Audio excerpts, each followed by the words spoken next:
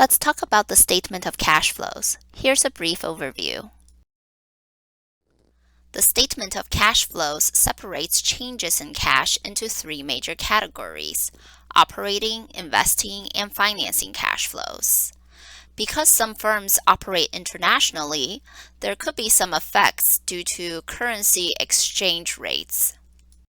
The operating activities include inflows and outflows related to the fundamental operations of the line of business that the company is in.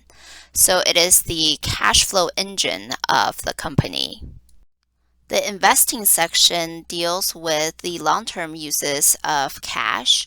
Most notably, it deals with the purchases and sales of long-term assets such as property, plant, and equipment.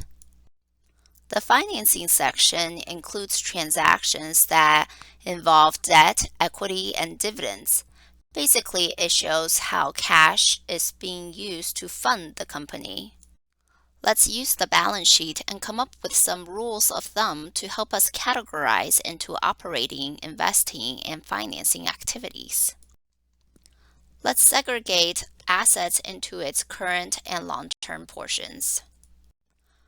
We also have current as well as long-term liabilities, plus stockholders' equity. Operating activities mostly affect current assets as well as current liabilities. Investing activities typically affect long-term assets. Financing activities typically affect long-term liabilities as well as stockholders' equity.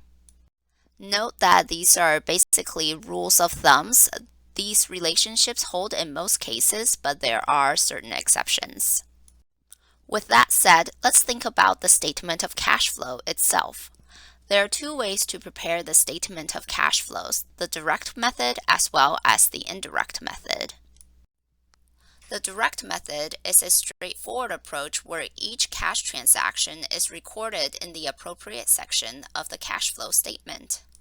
The indirect method uses information from the income statement and balance sheet plus some supplemental disclosures to prepare the statement of cash flows.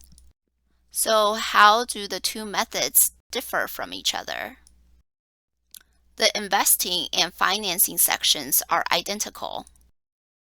The total cash flows must also be the same. The total operating cash flow is also the same.